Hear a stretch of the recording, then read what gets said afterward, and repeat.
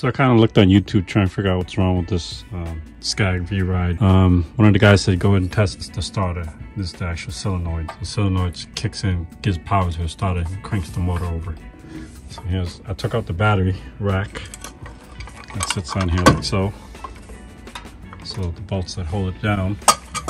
These are 13-inch bolts. The other piece they're saying that it could be called a PTO blade engagement lever. I don't know, comment below what PTO stands for. It kind of sits here on top of the mower. So what I did was unplug it from the bottom. Just pop this out, so you just squeeze here from the bottom. Mowers have a lot of security as far as like safety features. So here's a couple kill switches. There's a kill switch here, and then for the actual power actuator, there's another kill switch there. Let's see. Here it is. There's a better look of the kill switch for that one. And the gauges right there. A couple things I'll do is probably buy a new spark plug. Switch that out just in case. 13/16 or 21mm spark plug socket. In here. Screw it in by hand first.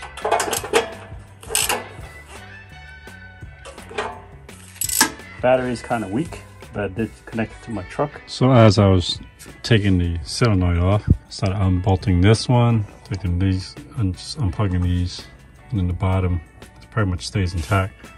But then I was going to disconnect this part here. So I went to pry it open, took it apart, and look what I found. That could be the problem why I'm not cranking over. Just saying. I'm going to spray the connectors with this thing. Not sponsored by WD Voice contact cleaner. So I'm going to spray down here. Get that all nice and clean. And we'll do it here too. So it wasn't dirty connections, I decided to take the whole thing apart. So this is the starter. It's on 2 bolts holding it. One up here. Just remember this wiring goes here that grounds it, and there's one way back here. It holds the bolt over here. Right there. I pulled this whole thing. Initially I was just going to take this solenoid off. But then the solenoid is connected to the starter, so it makes no sense. So I disconnected everything, unplug it. It looks almost like a regular car starter. It is a Kawasaki FX something. All right, I'm gonna head to my local automotive store. See if they can check out the starter for this Kawasaki motor for the Scag lawnmower. What I'll probably do is just match it up. I mean, it's just a lawnmower, right?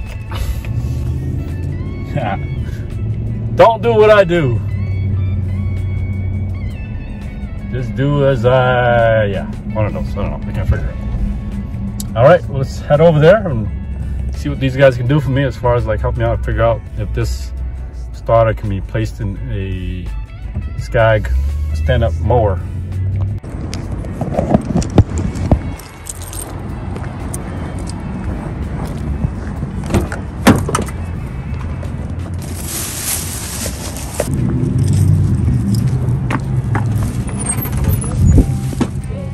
Hey, how's it going?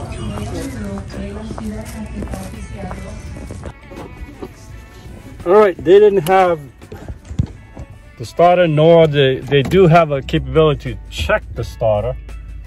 The guy at the counter advised me to go down the street. They have a starter checker. Is that the right word? Starter checker. So we're gonna go down the street. They close at 8 o'clock. It's 7:44. No pressure. I'm gonna get this done. All right, so we're at O'Reilly's. See if we can figure this thing out. See what's wrong with this.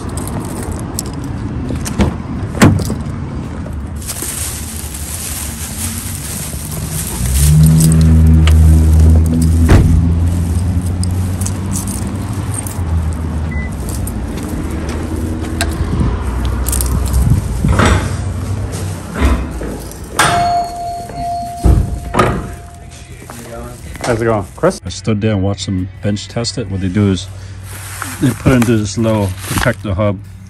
They basically run a 12 volt current through the power wire, and they ground it right to itself. And then they flick a switch. It makes a humming noise. It hisses. They know it actuates and it works. Basically, it activates the whole thing. So it worked, and now we got to figure out why the thing's not cranking over. Okay, so here's the spark plugs for this. So it is an NGK BPR4ES. So funny enough, Lowe's does not have the spark plugs. One of your local automotive places actually will have this. So you got to go get it from your automotive place. So it perfectly matches our original to a replacement. So another problem I read that the floater for the carburetor maybe stuck closed. Yeah, that's why there's no gas flowing into the motor. So we'll take this apart. That'll be one of the reasons why. Let's clamp on this one. Just using a fly head to screw it, loosen it up. Put it down, take it out. Just clamp on this one. 10 millimeter.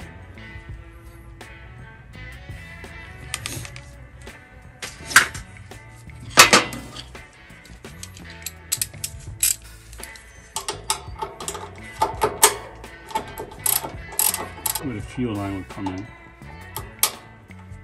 See if there's any fuel in here. So you knows that one.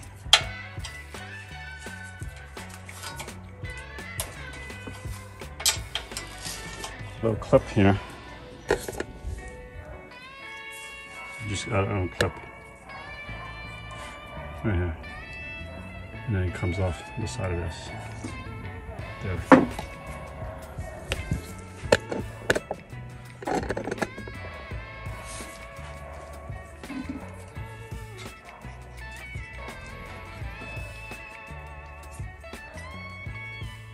The float that people talk about is probably inside here.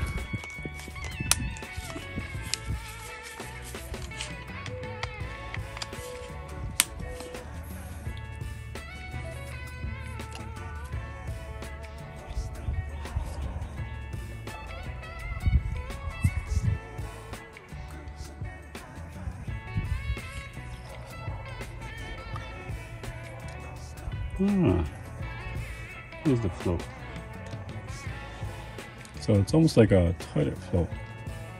If I tilt it forward, it flips. That's the float. See it move? So even when I tilt it over, it moves. I can feel it in my hand. But that's not the issue. I'll change the fuel filter. So the fuel gets pumped out and that way toward the motor.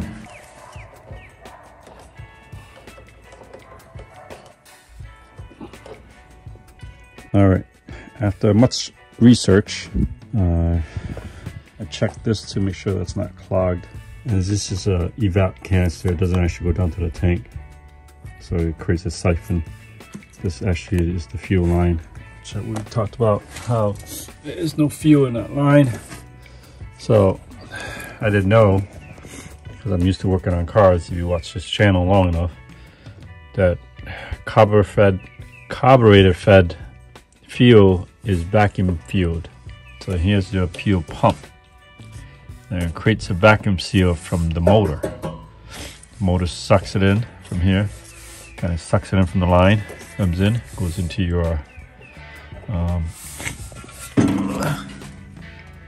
carburetor there, and it also goes into here. This is where the floater sits.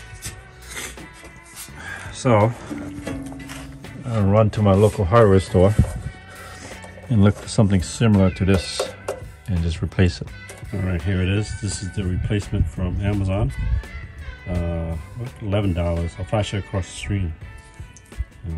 It's not meant for, you know, the Kawasaki motor, but I need it really fast, so I said, what the heck, it's just a vacuum. I'll order an appropriate one later. So got this. All right, let's stand corrected. So the one in the front is the vacuum. This comes from the gas tank, so you can see. And the one by itself goes to the carburetor. Kind of follows through. That comes from the gas. That goes to the carburetor. You can't see it, it's right behind this one. That goes to the vacuum of the motor. All right, let's do it. Let's put the battery back, and then the next clip you'll see is me firing up.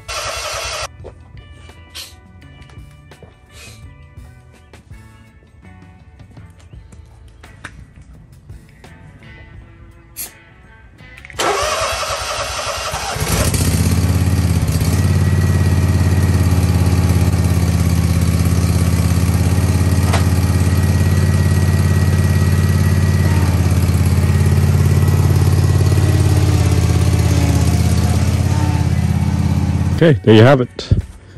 I mean, for $11.42 for this thing, because it saved me a lot of headache. I mean, you can't always believe what you see on YouTube sometimes. The irony. Anyway, we thought it was a PTO switch. It's not that. We thought it was a 20 amp fuse back here. It's not that. Checked out the siphoners. Those are clean. We thought it was the starter. We benched to test that at the local automotive store. That looks fine. Their interlock was kind of dirty. I thought it was that. It's not that either. We thought it was the floater that was in here from the carburetor. We thought it was the battery. We thought it was the spark plugs. And all it was just the fuel pump, which had no gasoline. Now we do. In here, you can see it jiggling. See it jiggling. So simple fuel line change would have let me know that. So, all right. If you like this kind of content, we'll talk about personal finance and cost savings in this one.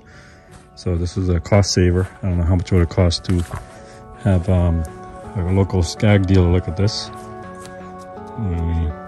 This was only $11.42. Go ahead, subscribe to the channel. I'll see you in the next video.